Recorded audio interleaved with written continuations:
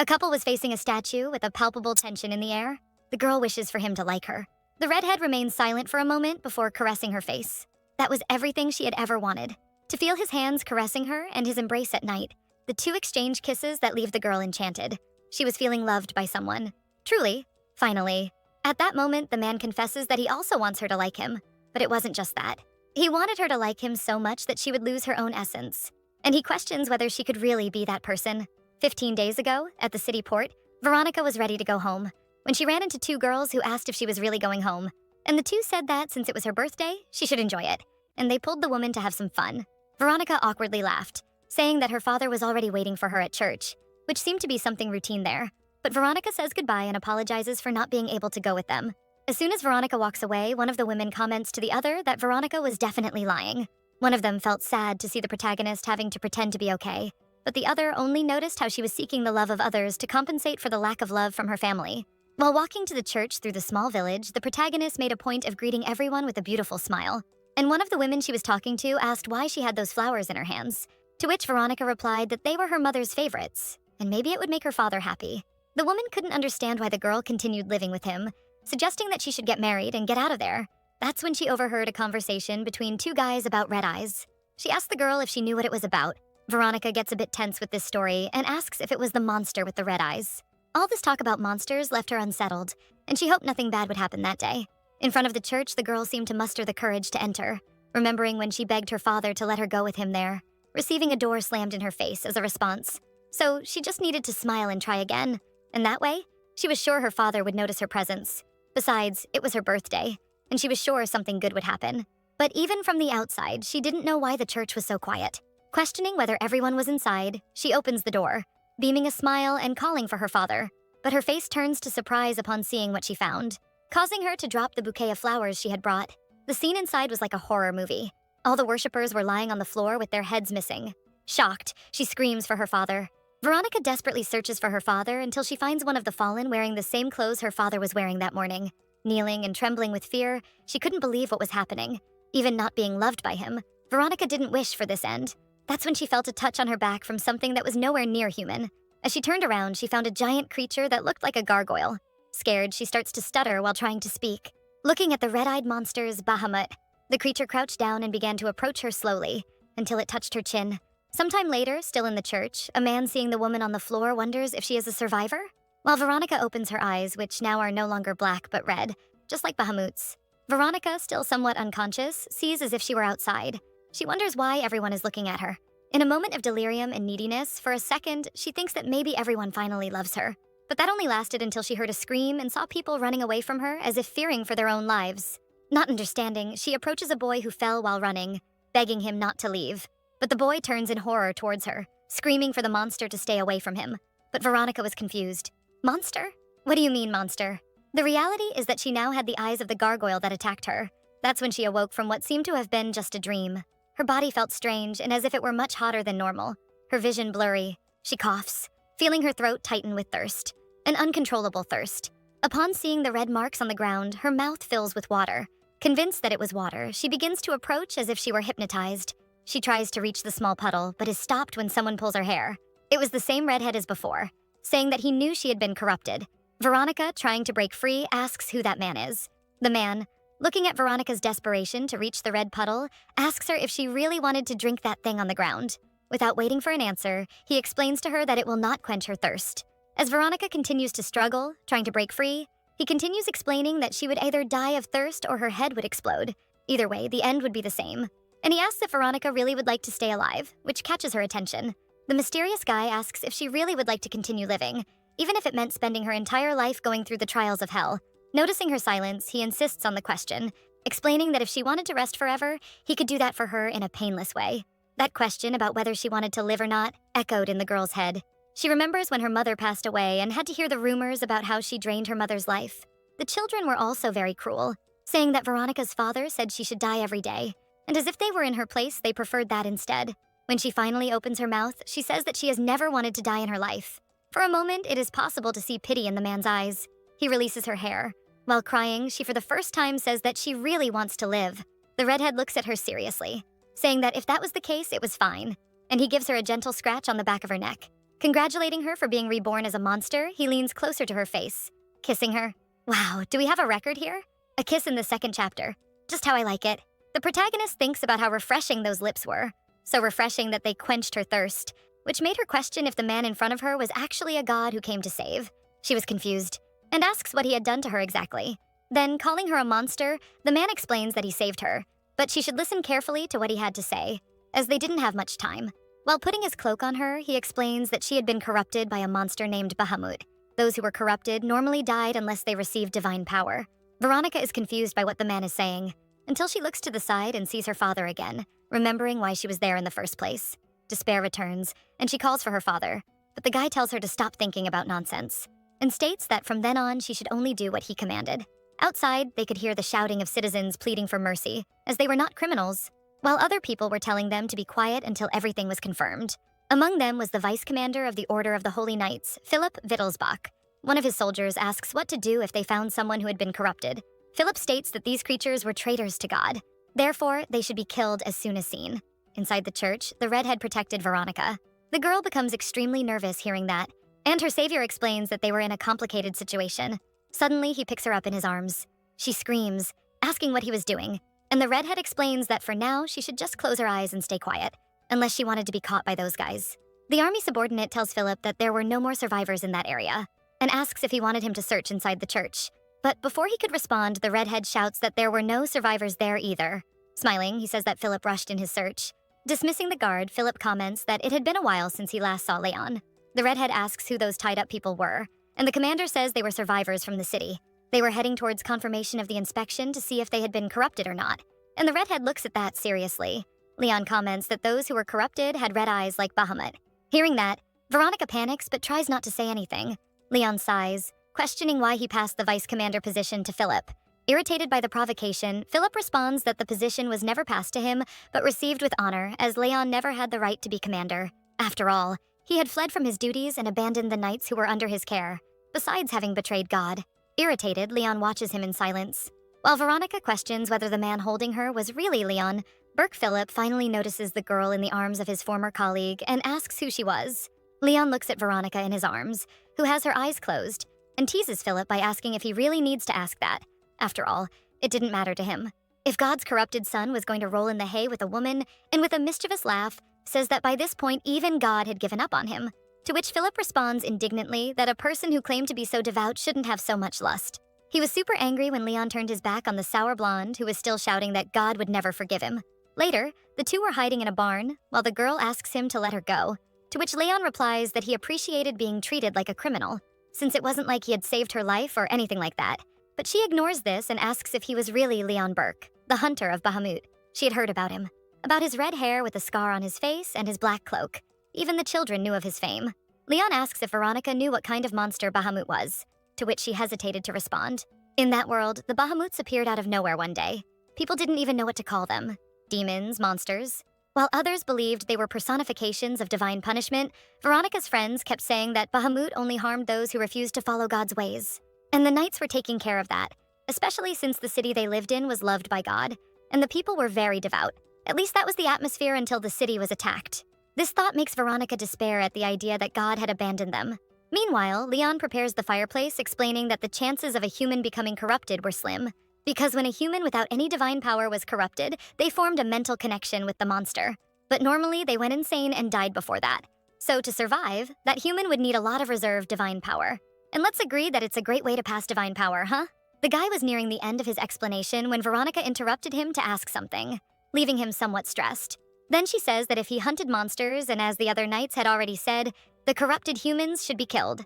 She wanted to know why he saved her. Flashbacks pass through the redhead's mind of when he was in front of the church and spotted Baramuts in front of him, with those penetrating eyes. Seeing that the guy had spaced out, Veronica resumes her question. Then, Leon says that she asked him to save her, and getting closer, explains that he believed that only she had the ability to end that dreadful situation. But the girl is confused, and says that if he thought she was capable of doing something grand, he was very wrong, because she had never even held a sword in her life. Leon explains that he didn't need her to do something grand. The Bahamuts were not just bloodthirsty monsters, but they could also reproduce by consuming human brains, meaning if they ate the entire city, they would reproduce an entire city of monsters. So, The hope was that if they killed one Bahamut, all its offspring would also die. He explains that this, of course, was just a hypothesis, right? But he wanted to know if all the monsters that existed there could have originated from just one. Thus, following this line of thought, if they found the original, they could end it. But Veronica didn't understand her relation to the whole situation. And Leon explains that she mentioned she had heard of Bahamut before, so he wanted to know what these monsters looked like. The protagonist, who had always heard that the monster had no head and had a single red eye in its chest. It's then that she realizes that the Bahamut she saw in the church shouldn't have a head, much less 2 eyes. She gets nervous, commenting that the creature she saw definitely had a head and 2 eyes. And Leon agrees, stating that he believed she saw the original Bahamut. And if his hypothesis was correct, she would be the only human connected to him. That's why what he wanted from her was simple. He wanted them to stay close and share any visions she had, so she wouldn't even need to use a sword. Veronica recaps, asking if he wanted to use her as a tool, because if that were the case, he wouldn't need her, just her eyes. And the guy is ironic, saying that she was smarter than she seemed, leaving her irritated. The protagonist asks what proof he had, that she had been corrupted by the original monster. And how would she know he was telling her the truth? After all, he didn't have the best reputation within the kingdom. Leon Burke was known for being a prestigious knight, a prodigy who received the sacred sword while still young. However, one day he broke everyone's trust, betraying all his companions in one of the worst battles the knights had ever seen. They called him various names. She knew she wouldn't achieve anything good by associating with that man.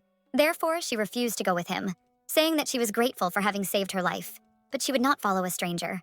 It was then that she felt her heart falter, falling to the ground in front of her. While Leon watched her in silence, he apologizes for not mentioning it before, that she had no choice. According to him, either the girl followed him or her head would probably explode with that corruption, so she only had those 2 options. He smiles, saying he could give her proof, if she wanted, clearly making her tense. It is when he pulls out his sword, and the girl continuously begs him to wait and have mercy, but it is too late when he leaves a wound on her neck. Leon asks if she wanted more proof that without him, her fate was already sealed. Desperate, the girl screams that the boy should protect the weak, not kidnap and threaten people. He pulls her chin closer, asking what more she would need to understand one very simple thing. She was no longer an ordinary weak and defenseless girl.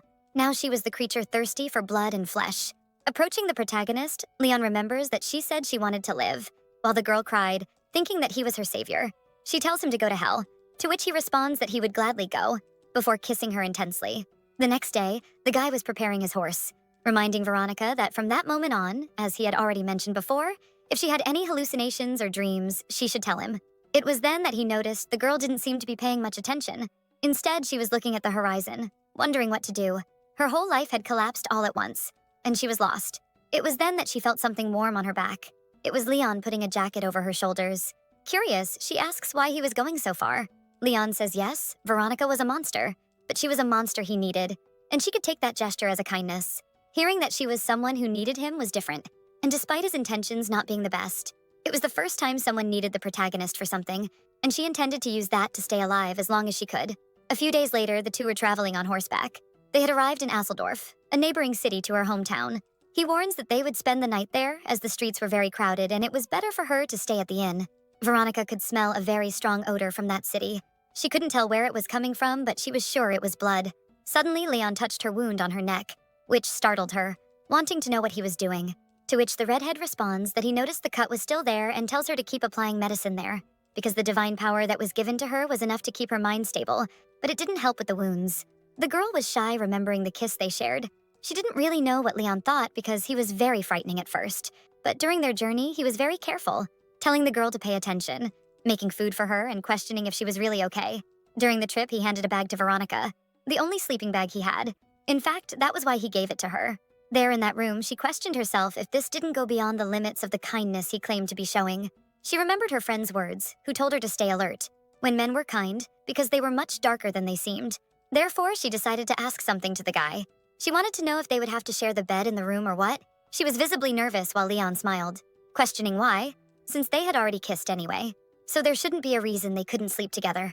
What, no matter how much she was expecting an answer to this, caught her by surprise, leaving her blushing. Veronica screams desperately, asking how a holy knight could do that to a woman and kiss her so many times without necessity.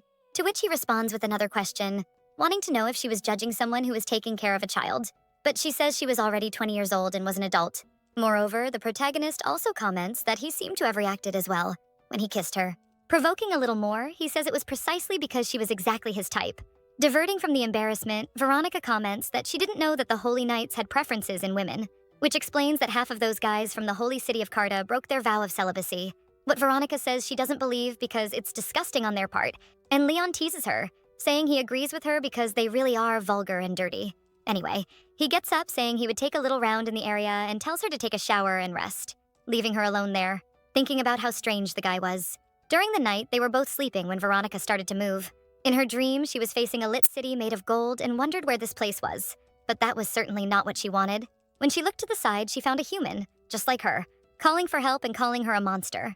Seeing his situation, the girl started to salivate, feeling that it was delicious. Before lunging at the guy to devour him, she wakes up startled. How is it possible she did that to someone?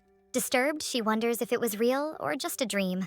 However, for some reason, it seemed that it wasn't enough. While staring at Leon, she thought she needed more. She just needed a little more. When she climbed on him, ready to attack, she was looking for the perfect spot. Looking at him like a true psychopath, she approaches.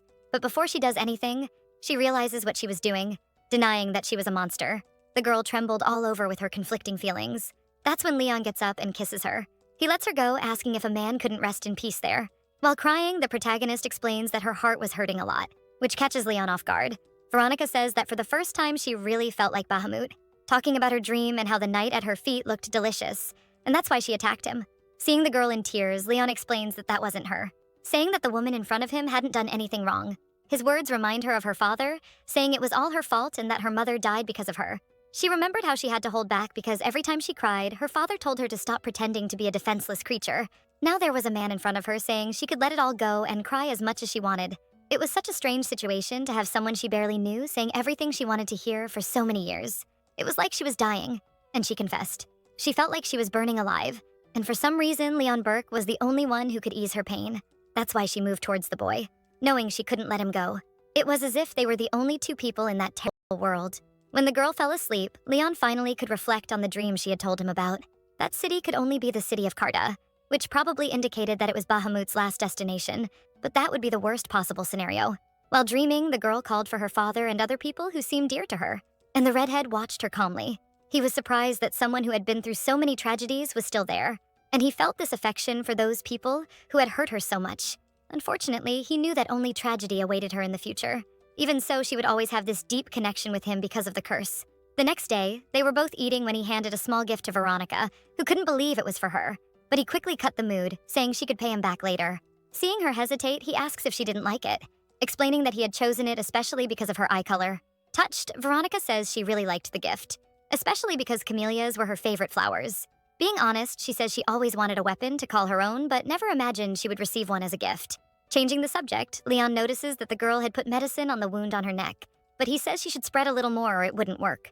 Awkwardly, the protagonist asks if the boy next to her had any idea that he left her quite confused from time to time, asking that if he was going to be grumpy, he should keep it up, because she wasn't used to receiving so much kindness, so she got confused easily. If he decided to be mean to her, then let him do it, because this constant change was leaving her more confused. Noticing that Leon was laughing at her comment, she questions what was so funny, which he tries to disguise. While other people in the inn commented on how cute they were, believing they were a couple, Leon asks her to stop being angry and go back to eating, because she must have been quite hungry, considering last night the protagonist feels embarrassed and says she wouldn't talk to him if he continued with that attitude. However, her stomach growls, breaking the mood, making things even more awkward. Leon explains that that breakfast was prepared just for her, and he would be honored if she accepted at least one bite. Veronica looks at the man seriously before taking the piece of meat in her hand. Leon watched the girl attentively, thinking it would be good if she had some affection for him. After all, winning her favor might make her easier to handle, since people in love are blind to everything else.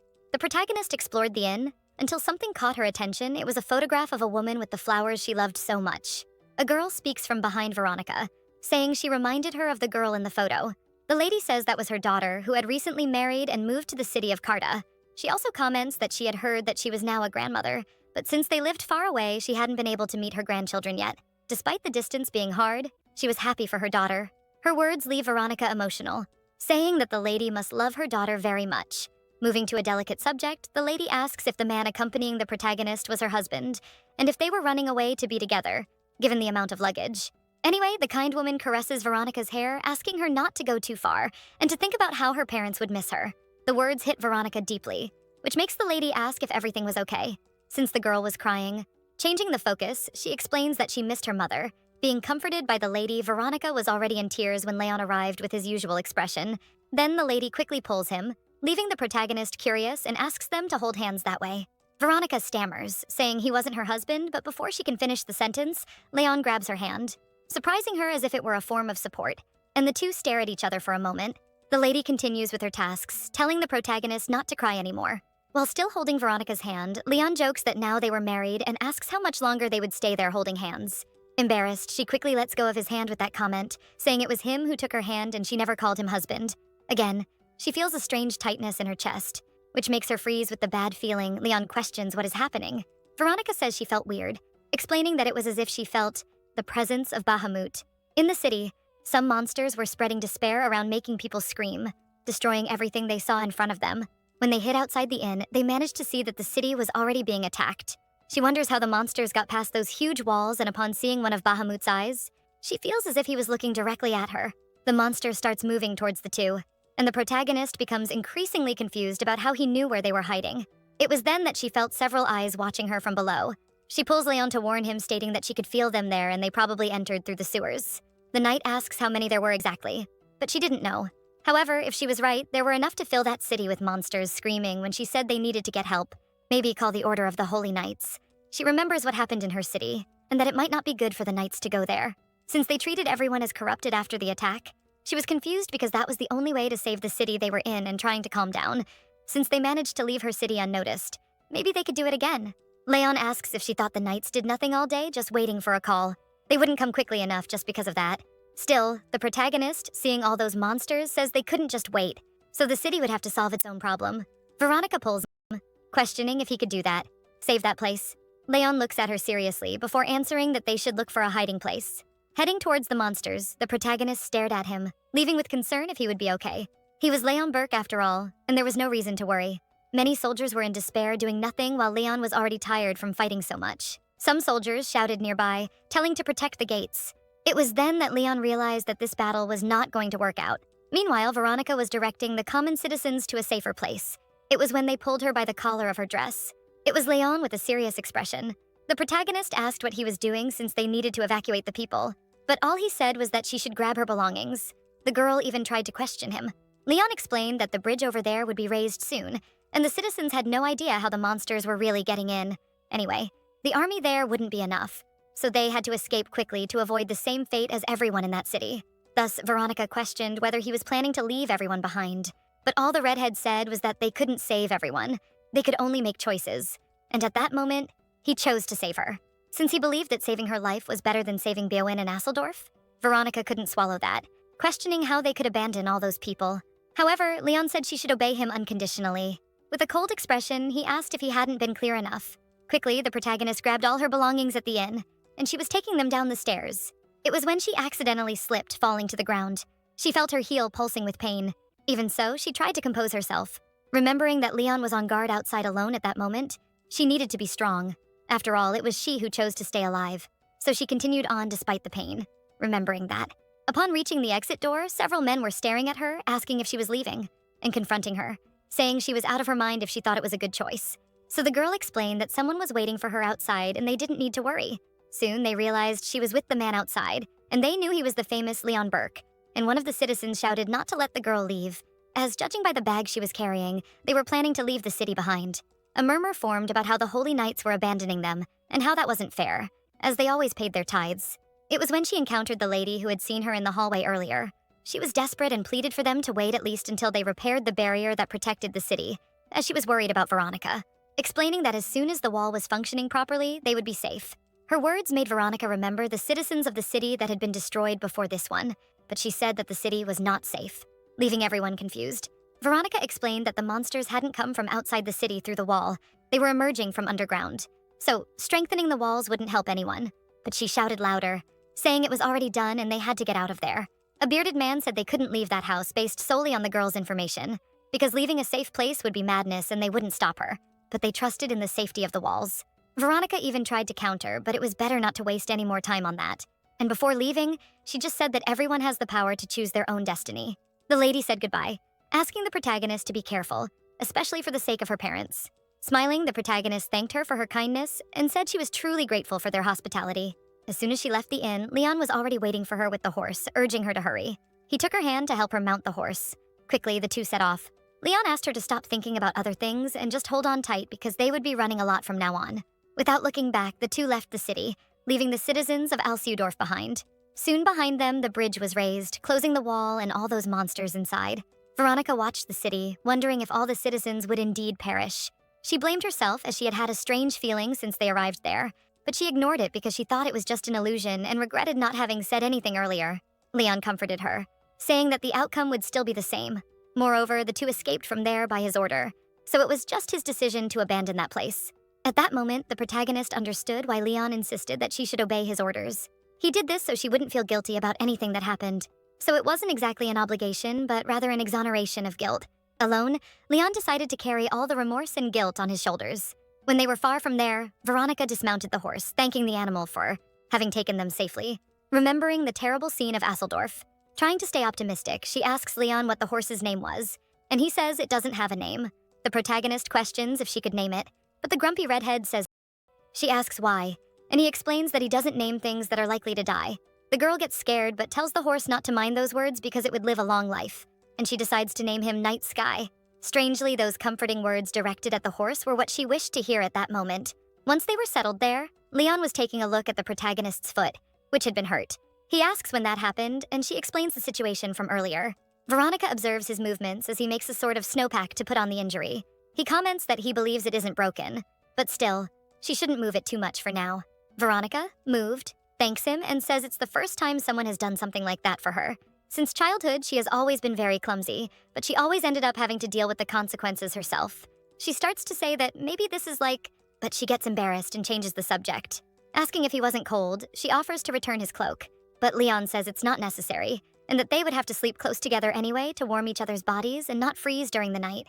It felt strange to be so close to him after everything. She brings up the topic, asking what she should do if she wakes up in the middle of the night again.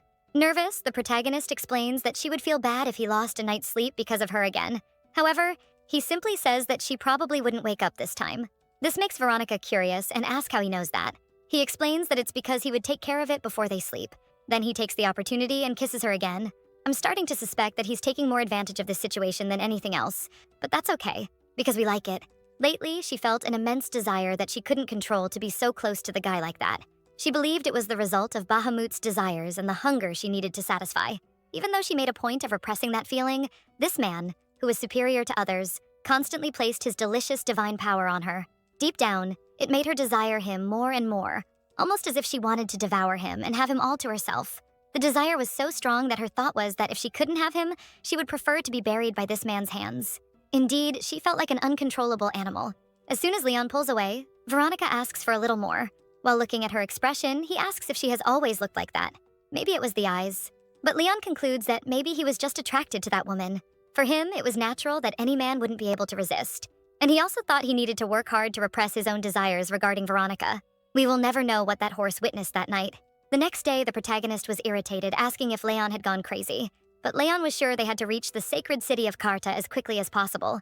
After all, in her last vision, everything indicated that Bahamut's target was the place. If the city were attacked, there would be no one to save the continent from that abomination. Veronica agrees, but she thinks it's crazy for them to try to cross the sacred plains like that, especially since he is a holy knight.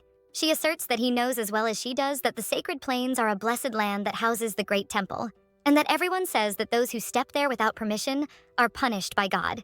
According to the redhead, they didn't have much time, and it didn't matter if the land was blessed or cursed. They had to cross it. The girl tries to argue, but again he imposes his will, saying that she should do exactly what he says, and that she didn't need to hear her opinions. Upset, Veronica sits in a corner waiting for him to finish the preparations and thinks that he didn't need to be so rude to her, since she was only worried about him. She knew there was no salvation for a corrupted human, but he was a knight. After finishing arranging things, Leon goes to meet her, extending his hand to call her to leave. Sulking, the girl stands up, saying that she could do it alone, but soon trips over her own foot, and barely avoids falling to the ground, being held by the guy, who says that if she needed a hug, she could just say so. This makes her extremely nervous, and she quickly steps away. The protagonist remembers that she shouldn't be confusing her like that, since not long ago he had been rude, and now he was acting this way. He ends by asking what he expects from her. The redhead looks at her with a cold expression that we already know will lead to something bad. getting closer and repeating his question, "What do I want?" He warns that he has already said several times that he wanted, taking the protagonist's hand. He asks her to stop running away from him. After all, regardless of what happened, he wouldn't let her go. They could cross the sacred land or go straight to hell. Until they managed to capture the monster, he wouldn't leave her behind. Since to end that tide of evil, he needed her. Then he asks if she is still angry. He notices how red she is. And I'm starting to worry about this male lead. He is being manipulative with her and sometimes is genuinely falling in love. This won't end well.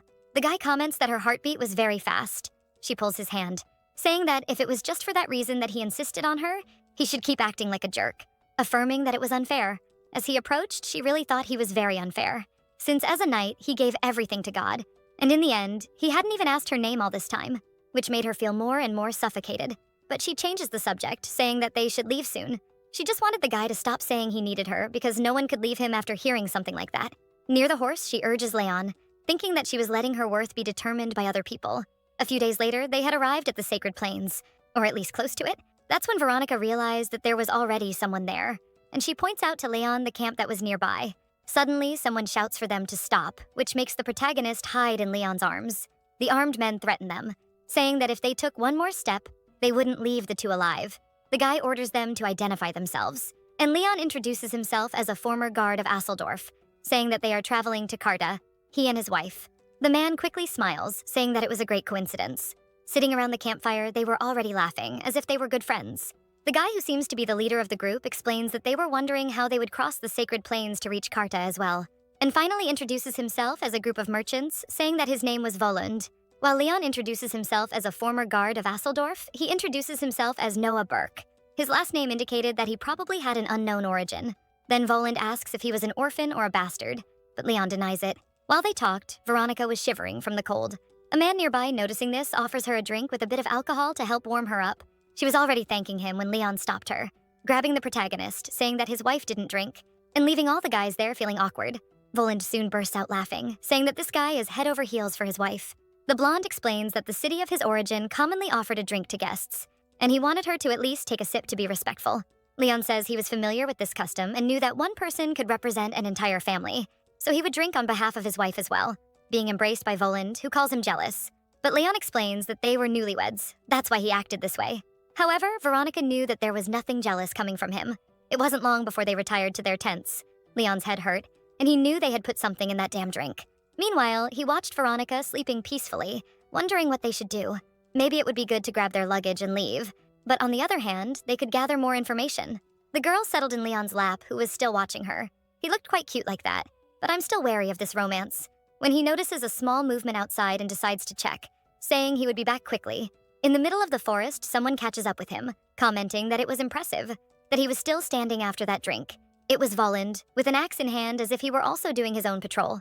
Smiling, Leon explains that he just needed to relieve himself a bit, and didn't know that in the guy's town a man had to ask for permission for that. But Volund explains that it depended on who it was, explaining that, for example, they wouldn't let someone capable of taking out several people alone move a finger without permission. In this case, permission from the entire group that soon appears behind him with their own weapons.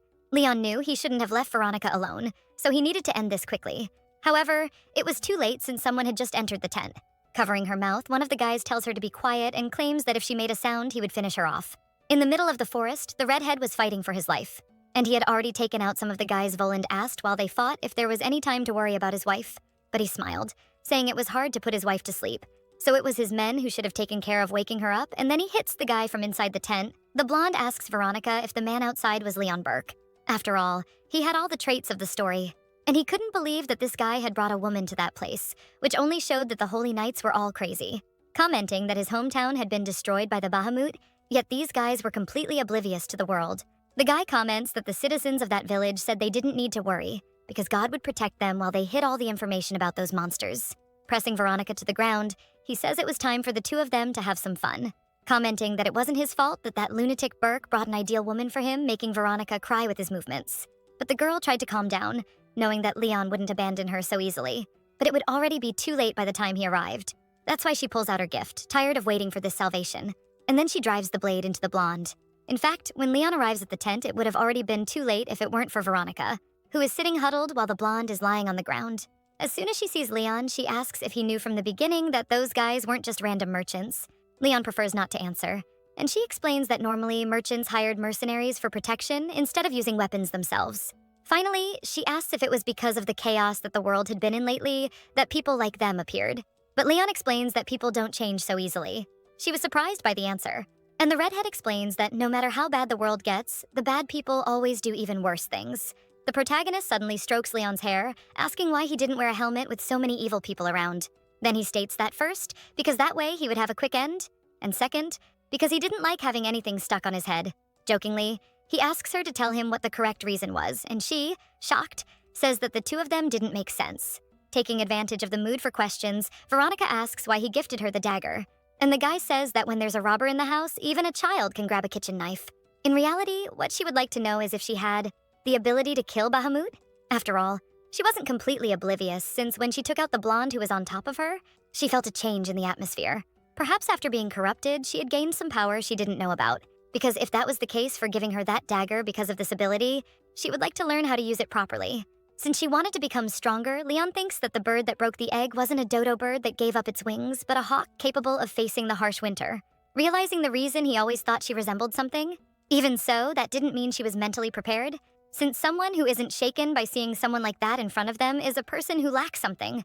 A person with a defect in some of their emotional skills, Leon stands up, saying that since they had nothing to lose, he could try to teach her. Before leaving, he says that she shouldn't complain if the time came and she thought she wasn't ready, because he didn't like those who gave up halfway. But the ironic one asks him not to worry, because she was tougher than she looked. During her training, she dragged the blade, thinking it would have been heavier. Then Leon says that if she doesn't find it heavy, she should do everything while carrying the sword, even take a shower and sleep. But the girl retorts that he should teach her how to use it. Especially if she was in danger, Leon comments that she wouldn't be able to do anything with the blade, to which she responds that it wasn't that heavy. When he tells her to keep carrying it, it irritates her. In fact, she continued carrying it until she tried to strike at the air, generating an unusual wind, which caught Leon's attention. She asks if he saw that, because she felt as if she had actually cut the air in half, but she thought it was all very amazing.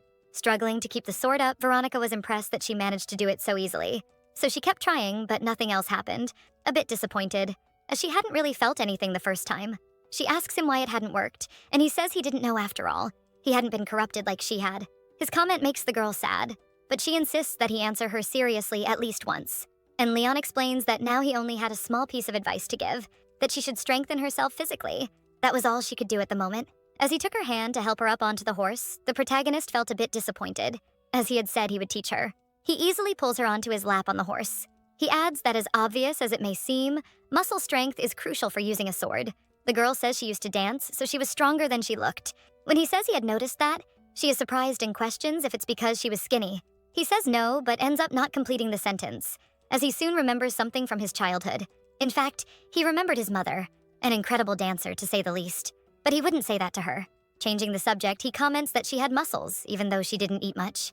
Veronica boasts that she was very confident when it came to physical challenges, while he jokes with her that really, it must have been why she fell down the stairs. Embarrassed, she replies that she was very good considering the circumstances. Leon grabs her hair at the nape and says that her hair was quite short for a dancer, and she comments that her father said long hair was very vulgar, so that's why she had cut it herself, which Leon thought was a shame, and he ended up remembering his mother's long hair, which we'll say is a bit strange, but I'll try to think that he thought her hair was beautiful, and that's it. They continued their journey while Leon teased her about her hair. As the sun set, they approached the sacred place. Veronica is perplexed to see the place she had only heard about. Upon entering, she comments that she had heard some rumors about the statue in front of her, but she was shocked that it really didn't have a head, wondering if 20 years ago the statue was really complete. But the guy asks how old she thought he was to know that. She takes the opportunity to ask his age, to which he replies that he wasn't old enough to be there 20 years ago. Veronica questions him if that was true because he always treated her like a child, as if he were much older. He jokingly asks if she didn't like being treated like one, something Veronica confirms, responding that it was because she wanted him to like her. Seeing her serious and sincere expression, Leon asks why she wanted him to like her so much, and the protagonist confesses that she didn't exactly know, but since she was little, she had always wished for people to like her, since those who were loved always seemed happier. It was precisely for that reason that she learned to dance, so that everyone would look at her and admire her. Leon, hearing this, simply replies that he would also like that, which leaves the protagonist confused. And he adds that he would also like her to like him enough to completely lose herself in him, which makes the protagonist realize that the way he sought attention reminded her of herself. But that guy didn't seem lonely. Veronica comments that the rumors about him were true. While holding his face, Leon asks which rumors she is referring to, about him abandoning his comrades on the battlefield or abandoning God to become obsessed with women. The girl pushes him away, saying that she had heard rumors about him having a bastard child somewhere. Turning his back to her, Leon says he had no intention of being with a woman. He hadn't before, didn't now, and wouldn't in the future. Oh, come on, Leon. The way you say it makes it hard to believe, you know. Veronica asks if he would maintain that even if he fell in love, which he confirms, saying he wouldn't be foolish enough to fall in love with someone in the first place.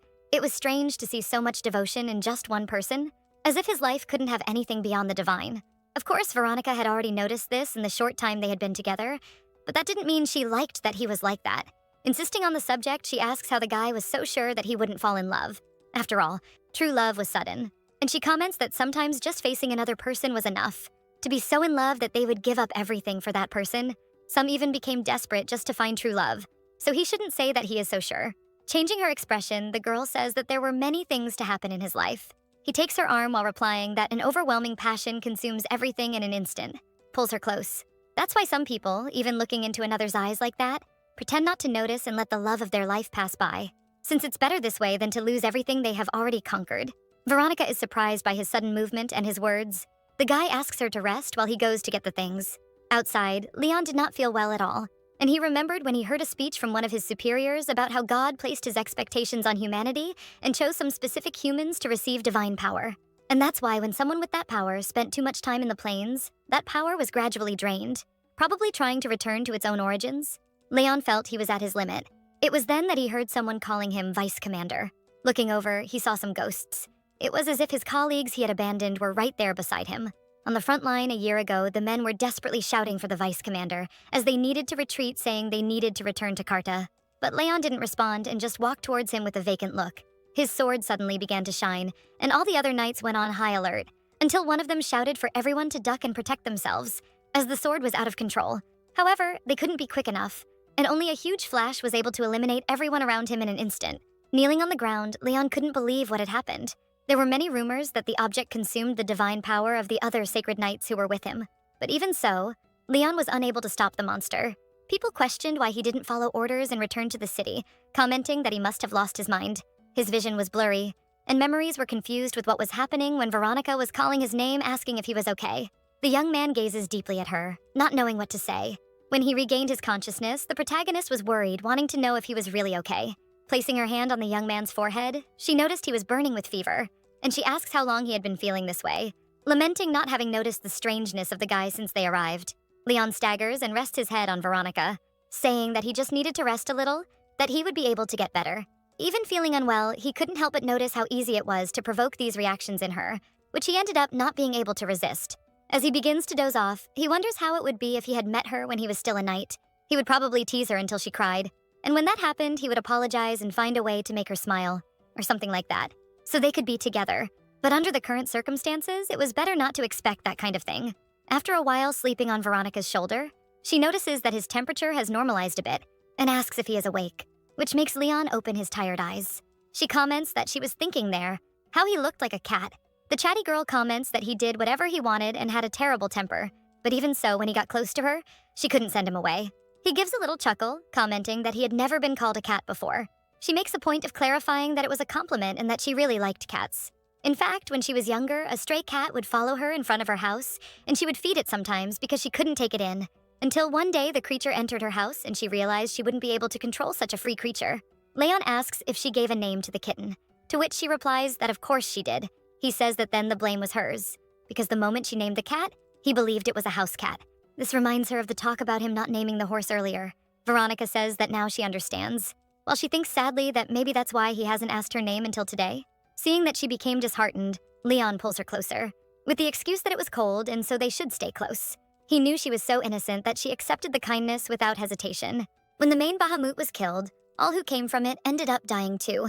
Since the corrupted humans were also part of the descendants of Bahamut, as soon as the original was killed, her life would end too. Like a camellia flower falling whole from the branch, in full bloom, unaware of its impending death. The two ended up sleeping in that place. While Veronica began to have the visions again in her dream, she was in a completely frozen place and found something resembling a mushroom that she had never seen before, but she didn't really know where she was or where she was going. It was then that she saw something frightening. Gradually, the white ground was consumed by red bubbles, and as they burst, creatures were born. Several Bahamutes appeared like that on the mountain looking in her direction. It was then that she woke up with a scream and shortness of breath. Desperate, she searched for Leon, who was still sleeping. But that aroma of a human beside her was irresistible. She felt somewhat humiliated for being so attached to him, and every time she had those visions. However, to escape that pain and madness, she would do anything. And so she leaned closer to his lips. Leon woke up also not seeming to be very well in that place, asking if she had had another vision. This made Veronica hesitate for a moment, embarrassed by her actions. He stretched his arms and pulled her close, saying that everything would be all right. The protagonist could only feel the guilt of desiring one of God's children inside the Great Temple, and while kissing Leon, she wondered if the devil had really corrupted her soul. Did I mention that I love this way of diminishing the curse? But I'm afraid of the direction the story is going, but let's continue.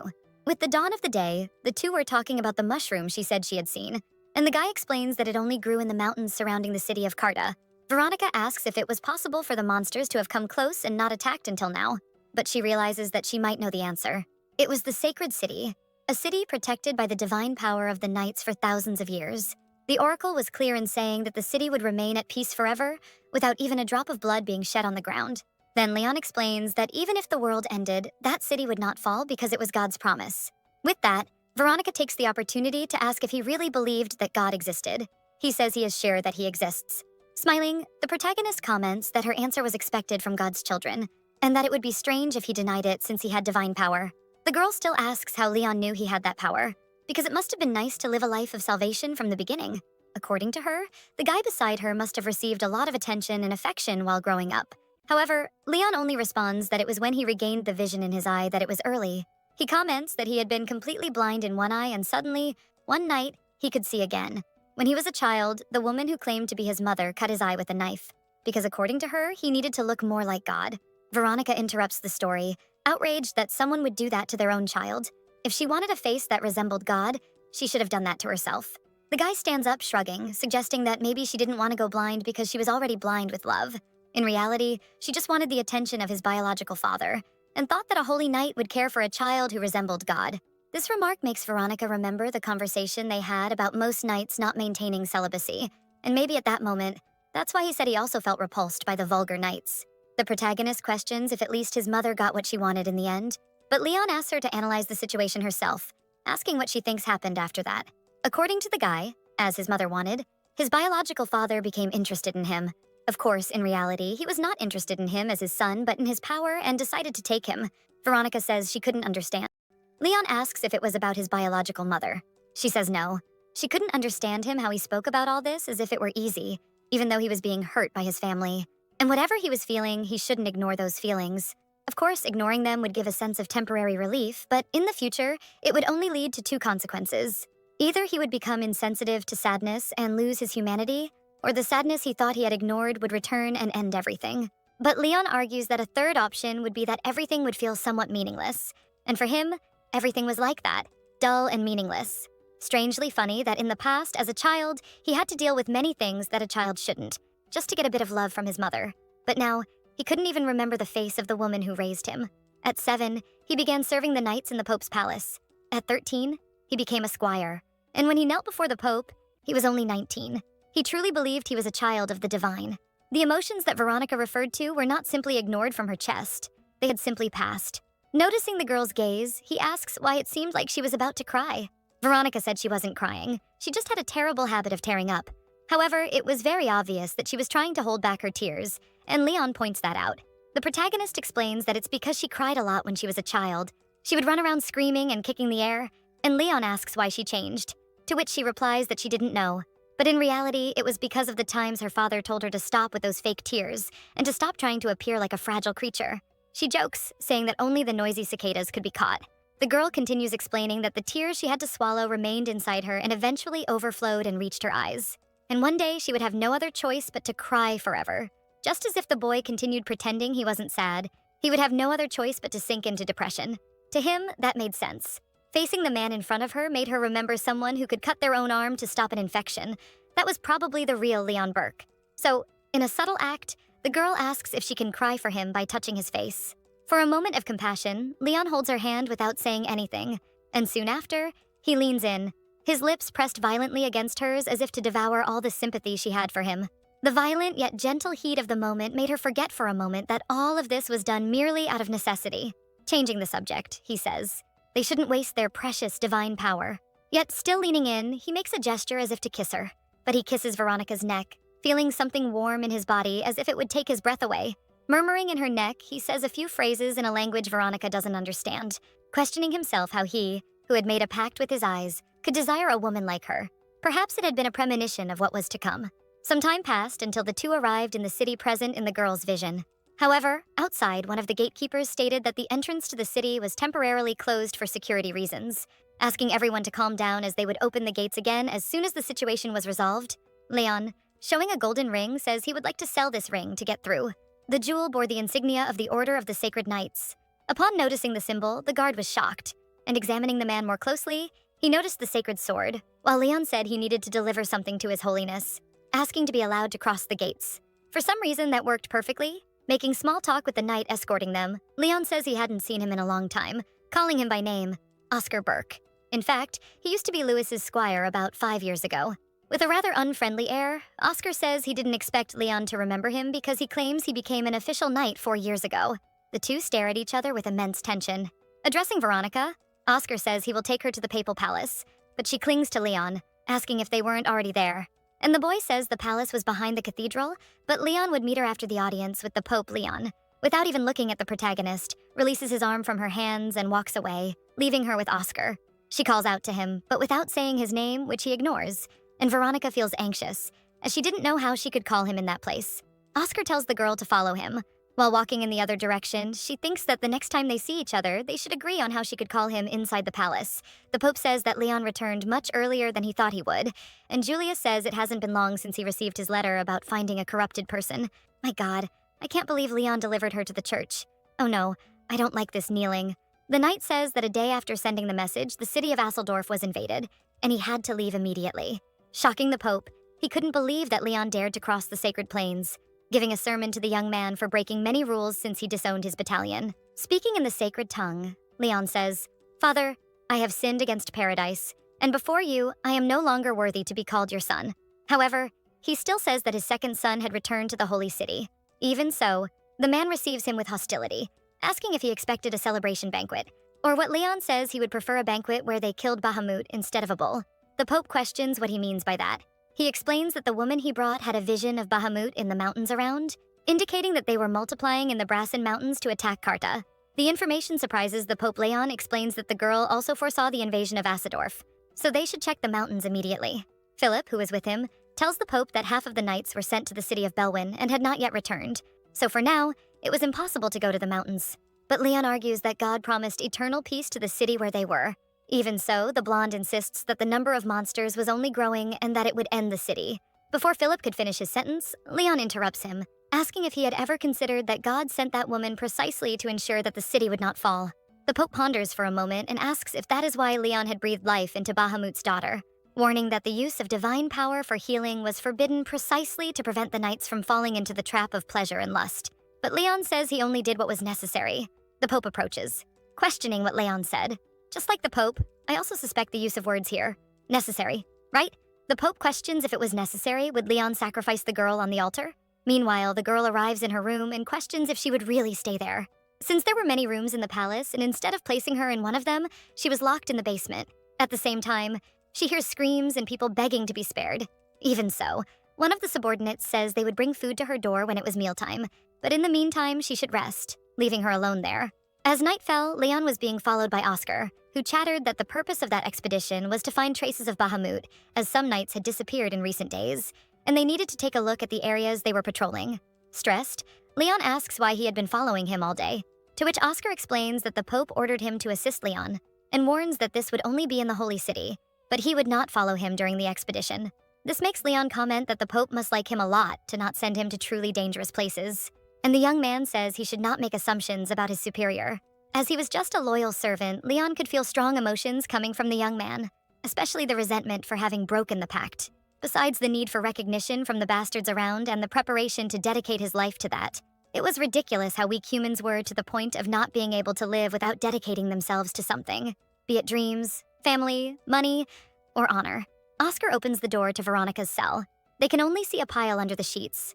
Leon approaches the bed, and when he goes to pull the sheet, Veronica jumps out of bed with her dagger in hand, ready to attack. Until she notices it was Leon. Embarrassed, she apologizes, as she did not know it was him. And Oscar asks why the corrupted girl had a weapon, to which Leon responds that he was the one who gave it to her. When reprimanded for his name, Leon asks if he didn't think his name sounded a bit strange. Explaining that is why he was avoiding saying Oscar's full name too, since now they both had the same surname. He turns to Veronica, who is quite embarrassed and confused, and asks Oscar to wait outside as it would take some time for the two to talk. The protagonist comments that he took a long time to come find her. Leon says he had a lot to resolve and much to explain since they crossed the sacred plains. Being honest, she says she thought he wouldn't come. When asking why she said that, she replies that it was because she thought he was angry about what happened there on the plains. For her, things were a bit strange, and when they separated earlier, she didn't even look back. Leon places his hand on her head, surprising her, but he takes one of the feathers from her hair, asking what reason he would have to be angry with her. Veronica says she ended up seeing through his mask. Normally, people who protected themselves with masks were afraid of being discovered, and she questions whether he crossed the line in the plains, but he quickly cuts her off, saying no, and he says he wasn't angry. Perhaps the right word would be that he was even grateful, since no one had ever cried for him before. Veronica tries her best not to fall for his charm and good looks, and then she questions why he locked her in this place. Leon explains that it wasn't a prison, it was just protection, because the papacy determined that this was the safest place for her. Even so, the girl retorts that he says it's for her own good, but they won't stay there together. Then Leon warns that he will have to go to the mountains, so he couldn't take her on that expedition. He approaches her, holding her neck, and he says that before that, he had to take care of one thing. At that moment, Veronica understood that the man was not there to rescue her from that place, but rather to do what he needed to do. So she pushes him away. Oh guys, I'm starting to feel sorry for her. They are both in love, but he just complicates things. She says that until then, those visions came when corruption was out of control. And that's why she thought the man wanted her to have more visions and probably brought her there for that reason. Leon confesses that he had also noticed that, but orders were orders as he leans in to kiss her. For the first time in a long time, Veronica felt sorry for herself. She who depended entirely on another person to survive. Because of that, she couldn't even refuse the kiss, even knowing that for him it was just an order that had to be fulfilled. But she knew that when that moment ended, she would be alone again. Leon turns to leave, but Veronica grabs his arm before he can pull away, thinking she would fall into deep loneliness as soon as that ended. And with pain in her voice, she asks him not to go, not to leave her, and she asks if they couldn't just stay together for that day. While looking at her, Leon thinks that he had heard some scholars say that time passed differently in the plains, so perhaps they had spent decades together, growing closer as they tried to warm up in each other's heat. Or perhaps that time together had never happened, and he was just letting himself be carried away again. Seeing that she wouldn't give in, Leon comments that the bed was too small for both of them, to which Veronica replies that they didn't need to sleep together, just to be with her during the day. In reality, she just didn't want him to abandon her in that place. Leon tries to comfort her, saying that he wasn't abandoning her, but at the same time he remembers the conversation he had with the Pope, when he asked about perhaps having to sacrifice the girl on the altar, to which he simply replied that the Pope should do what he thought was right. He strokes Veronica's hair, assuring her that next time he would take her with him. But until then, she had to stay there. The protagonist knew they were just lies, but even if they were lies, they were kind, which made her even more irritated. Even with this back and forth, the girl concludes that he would leave her alone that day, so she grabs the wine they had there and spills it on Leon's clothes, pretending it was just an accident and that he would have to find other clothes. And for that, he would have to soak those in sleep, to wait for them to dry. She hands him a cloth to clean himself while smiling. Leon, noticing the hostility in her words, says that in fact, she was the one who was angry with him. After taking a shower, Leon remembers Veronica's words in the plains. It was surprising how this woman managed to touch his most vulnerable point and break down that whole world he had painfully built to protect the boy who trembled with fear. And perhaps he had known from the beginning that he would feel something in his heart for her, but he was being consumed by guilt and betrayal, as if he were about to suffocate at any moment. I'll be honest, I got confused at this part. Was he suffering from pain or pleasure? I'll leave that moment to your imagination. Inside the bathroom, Leon knew he was completely lost, while Veronica waited for him outside, sitting at the table. Already dressed, the girl asks if before going out on the expedition, he could teach her to use the sword, because she didn't have much time to wait for her to get strong enough. But before she finished her sentence, Leon stands up, telling her to grab the sword he was carrying. With the girl in position, the former knight explains that the grip wasn't fixed and depended on how she intended to use the blade, and then he gives some more technical explanations that leave Veronica quite confused, and confesses that listening to his explanations still left her somewhat lost on what to do. So he holds her from behind and tries to explain more practically, explaining that the front part should face the enemy, while the back part should face her, and raises his hand explaining that he would only use the front part for enemies that were distant. Making the movement to teach her, he adds that if Bahamut was right in front of her, it didn't matter which side of the sword, she just had to aim for his heart. Leon lets go of Veronica, telling her to try to do it on her own. After trying on her own, she is amazed by her skill, asking Leon what he thought of her abilities. He just stared at her while admiring her beauty. In this windowless place where she couldn't even tell if it was day or night, with the fire in the fireplace crackling to the sound of the sword cutting through the air, and the girl confesses that it was more fun than it seemed. Meanwhile, he thought that our memory holds the stories of what we really see, but he believed he would remember that moment for a long time. Sometime later, the girl had fallen asleep without even remembering how. And upon waking, she realized that Leon had left without even saying goodbye until she hears someone say that if she tried to refuse to eat, she would be punished. It was Oscar saying that even if she had to force herself, she had to eat something, and she says she wasn't refusing, as she had just woken up. But the guy says that the people who were taking care of her didn't know that Veronica asks if he was sent there to fight with her. Oscar explains that he was there protecting her at Leon's request, and with the Pope's approval. Then the girl jabs at him, asking if even someone imprisoned needed a guard. Approaching Oscar, she says that since they would see each other for a while, she should introduce herself, saying she was Veronica Schwarzwald. Not accepting the handshake, he makes a small bow saying his name was Oscar Burke. She excitedly asks the knight to take a look at her stance with the sword, explaining that she learned how to hold the sword the day before, so she still felt a bit awkward. This catches Oscar by surprise. He questions if Leon taught her the knight's stances, to which Veronica replies that it was just the basics. Unconvinced, he doesn't understand why she learned this being a woman who didn't even believe in God. Offended, Veronica says that she was indeed a woman, but she did believe in God, saying that she always went to church with her father, but couldn't finish speaking, as Oscar interrupts, asserting that she was not faithful to God because someone with faith would not carry those eyes. True believers were not corrupted by madness, asserting that she was nothing more than a monster who sold her faith to the devil. And he makes a point of saying that if it weren't for Leon, she would have to face the Inquisition. Oscar doesn't stop, commenting that if she were truly faithful, Bahamut would have killed her and not taken her as his child. Noticing Veronica's silence, he questions if he was wrong. Irritated and upset by his words, Veronica says that according to his logic, Bahamut was better at discerning others' faith than the Inquisitors. And if that were the case, the monster should conduct the Papal Inquisition. Oscar shouts back, telling her not to speak blasphemy. But the girl doesn't back down, saying that he was the one who started this. The tension is clear already on the first day.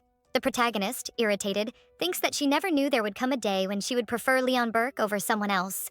A few days later, she was already getting bored of being there, and she couldn't stand seeing Oscar's face anymore, honestly.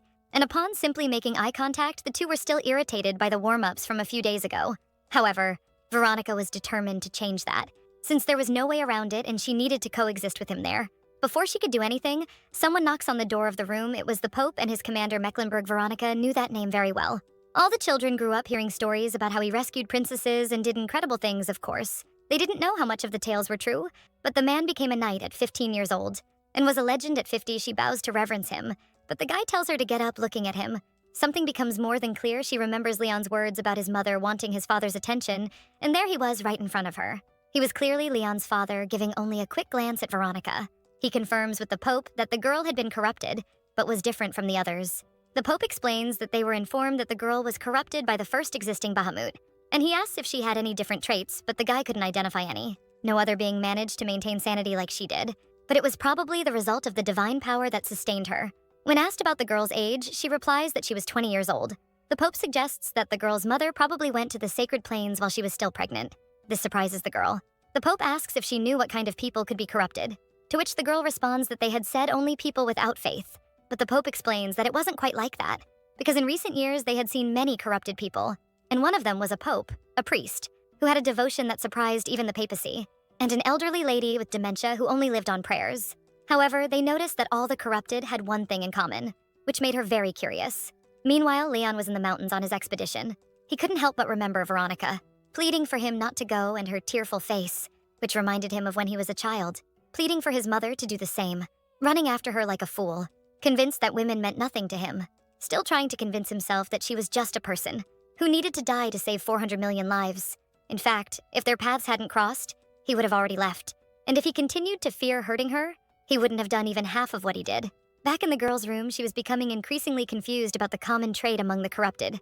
Then the Pope resumes the story about how 20 years ago they found the statue inside the Great Headless Temple. The first to see it were pilgrims who visited the plains in the summer, including the Pope himself, who was among them, and his memory of that day was very vivid. The Pope stopped receiving divine prophecies the moment that statue lost its head, as if God had died.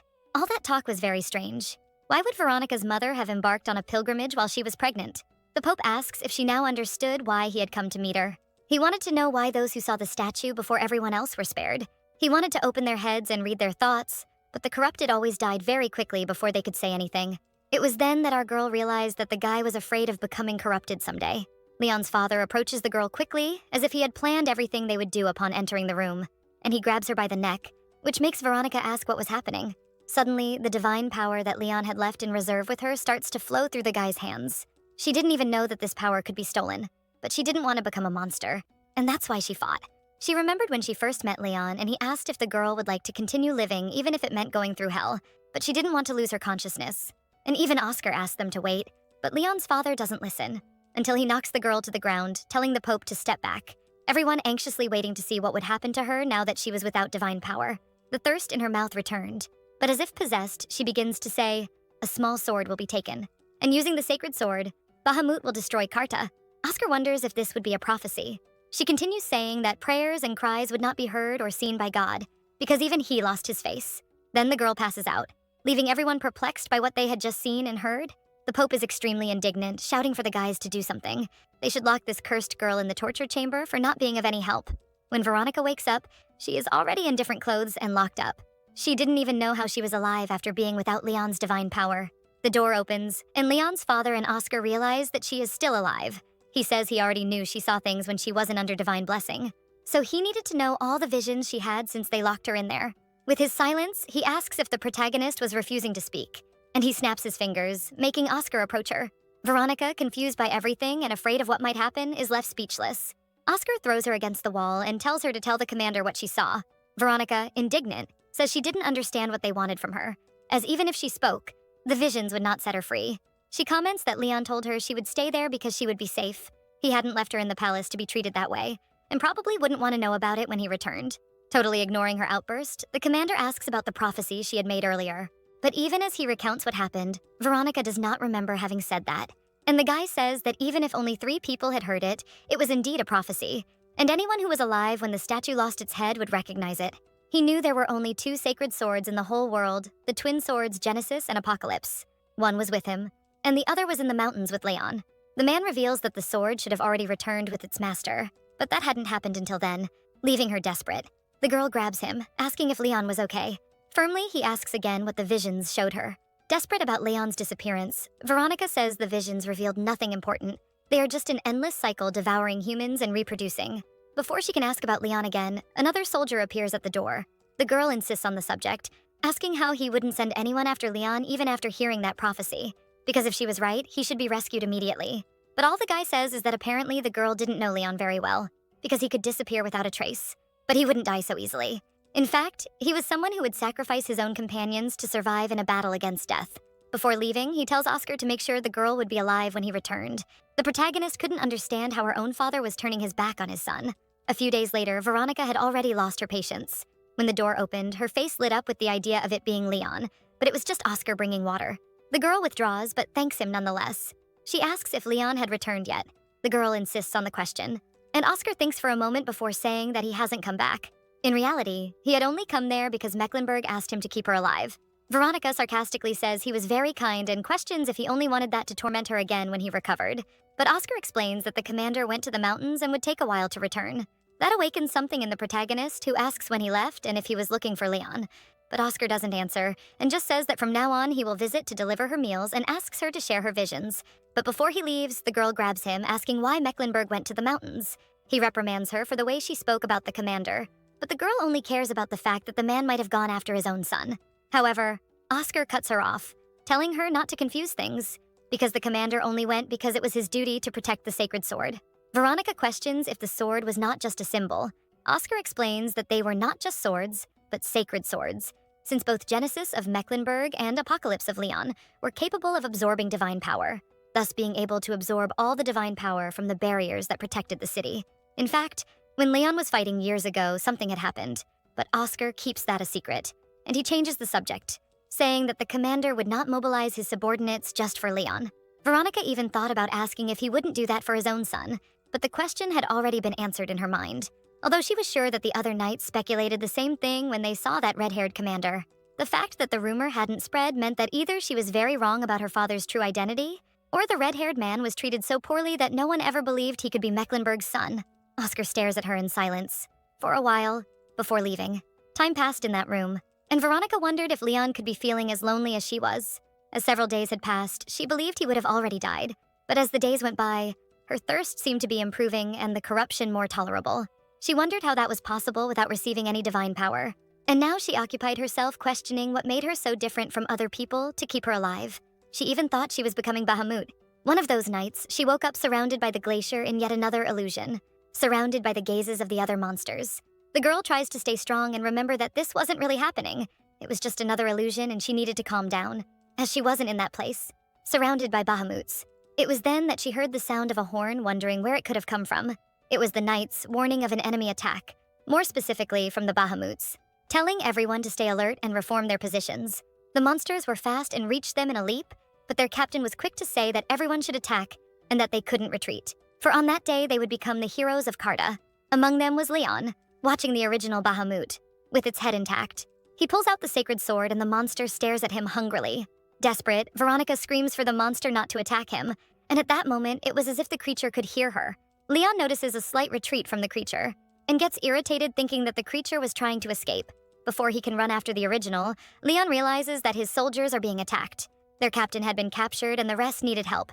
Leon knew that without the captain, they would be massacred, but he didn't want to let that monster escape. They didn't know what to do without him. Hesitating a bit, he decides to make a choice and goes back to help the soldiers. He tells the guys to fall back and asserts that God was with them. Thus, the men regain their position, fleeing from there, positioning themselves to attack under Leon's command.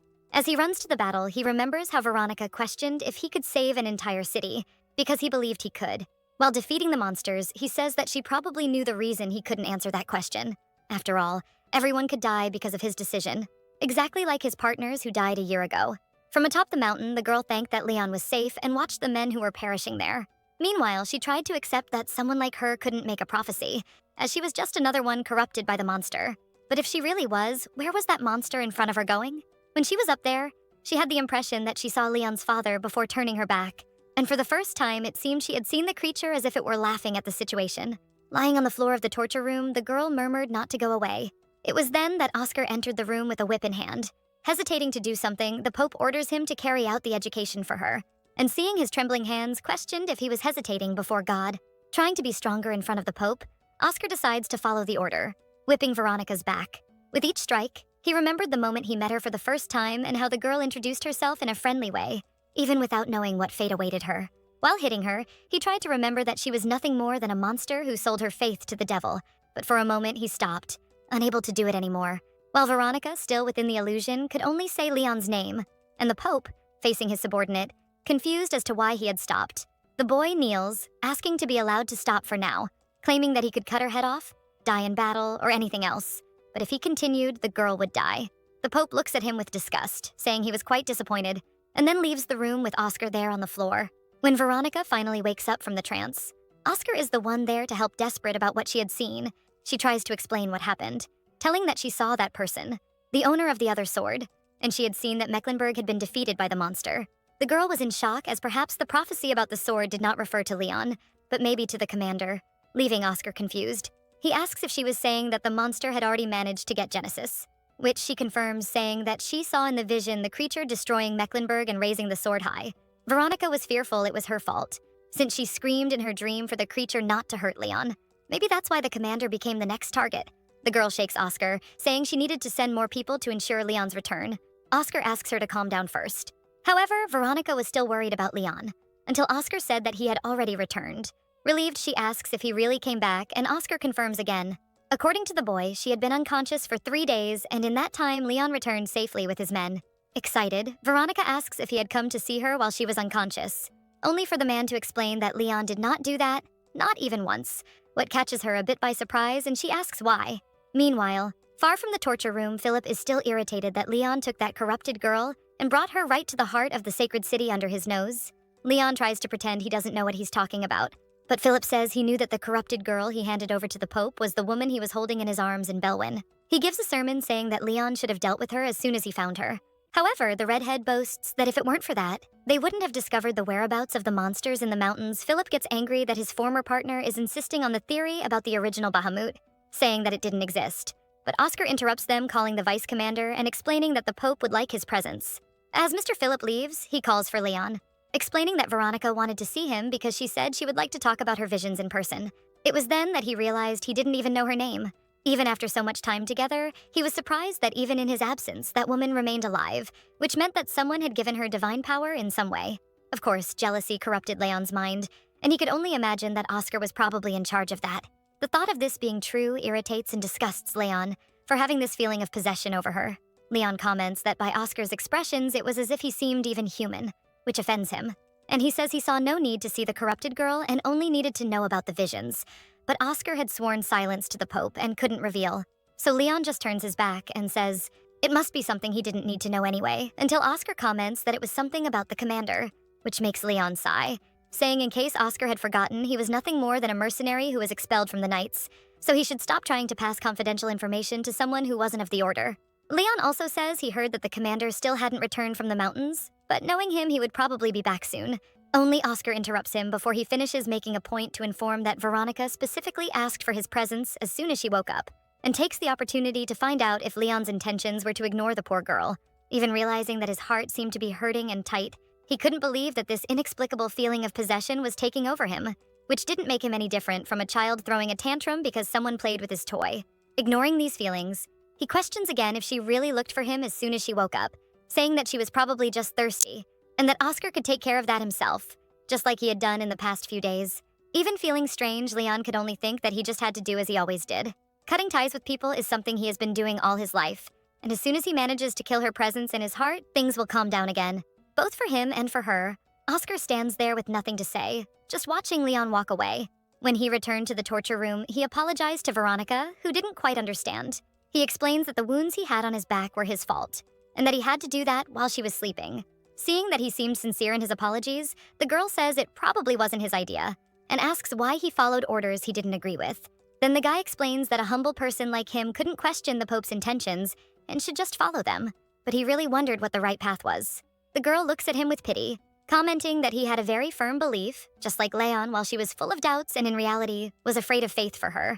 This unwavering belief seemed capable of ending everything: love, conscience, and even guilt. None of these things come close to the belief of someone who believes their actions are divinely correct.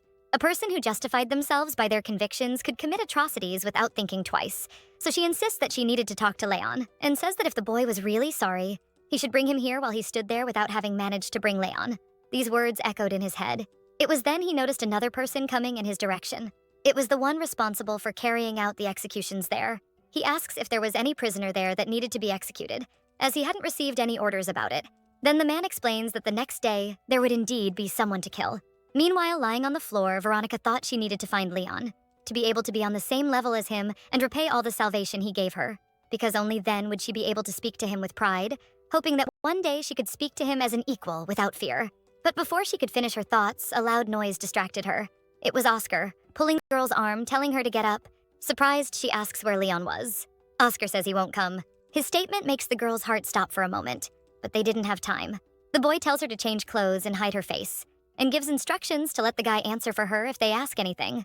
The protagonist interrupts him to ask what was really going on, and Oscar explains that Vice Commander Philip sentenced her to death. Outside, they were walking anxiously when Veronica finally decides to ask why he was helping her, since he seemed very devoted and valued his orders above all. Oscar then replies that she still is and is currently just following the commander's orders, because before he left, he instructed him to keep Veronica alive at all costs. She wondered if this was really a strong faith and sense of order, or just personal will. So, a bit shyly, she says that regardless of the reason, she thanked him for saving her life. Oscar takes the opportunity to return her dagger. Seeing the dagger that Leon had given her, she becomes emotional thinking of him and asks if returning it was also part of the orders. And he explains that someone will come looking for her in a few days, but it would be good for her to have the dagger to protect herself for now. Veronica then says she will pray for Oscar as a thank you for his help, and she would ask God to absolve him of any guilt for freeing a condemned person. For her, at that moment, the boy in front of her was more a son of God than any knight she had known, and if that would be enough as her prayers, really grateful for everything. And Oscar feels emotional for sensing that he was truly doing the right thing. A girl interrupts the conversation, calling for Oscar. The woman says he should have knocked on her door to announce his arrival. The couple mentions that Oscar always declines their invitation, but it's probably because he is very busy. And that's why they were surprised when he mentioned someone who needed shelter. Meanwhile, Veronica wondered if they knew nothing about the situation outside the city of Karta, which probably justified the fact that the couple wasn't looking at her with pity. They were just kind and full of sympathy.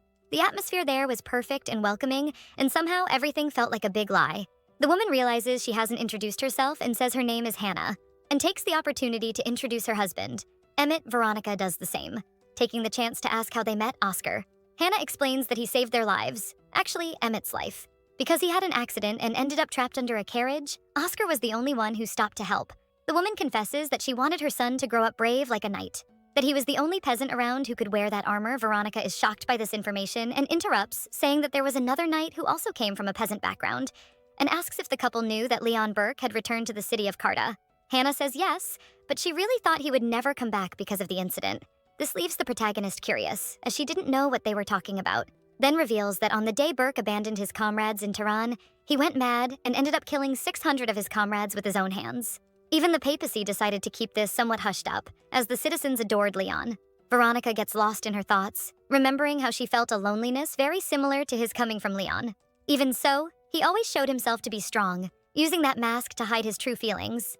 And that's why she was sure she needed to stay by his side for all the good things he did for her. But she didn't know how to find him again. Until Hannah comments on what Veronica most wanted to hear, that she should be careful when going out, because Leon was staying in a cabin on the next street. Meanwhile, in the palace, Philip was arguing with the condemner for letting Veronica escape, but he explains that he thought she was a nun, while questioning if Leon had helped the girl escape, but the guy denies it, saying he hadn't seen that redhead with the nun. Relieved by the situation, Leon nudges the vice commander, saying he had already told him he didn't participate in the escape, but Philip cannot understand who besides him would have spared the girl and made her escape death. He asserts that he wouldn't let this go, and if he found out that it was he himself who ordered this, he would steal his sacred sword. As he walked through the city, Leon realized that since there had been no news of the fugitive, she was probably alive and safe. And she pretended not to care who she approached, kissed, or even sought out for salvation. And for him, she had been a problem from the very beginning. But the moment he turns into an alley, he comes face to face with her sitting there. Upon seeing Leon, Veronica is happy. All those emotions he was trying to suppress seem to come flooding back at once. Without thinking, he pulls her into a hug. She comments that she missed him, but she was already feeling overwhelmed by so much affection.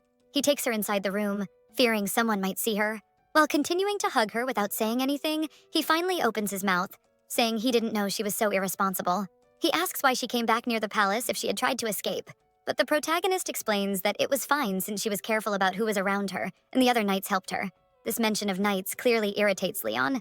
He says she is annoying him, and he asks if she came after him because she was thirsty for his divine power. If that was the reason, why didn't she ask Oscar to do it for her? The protagonist is confused and explains that she only came back because she needed to talk to him in person.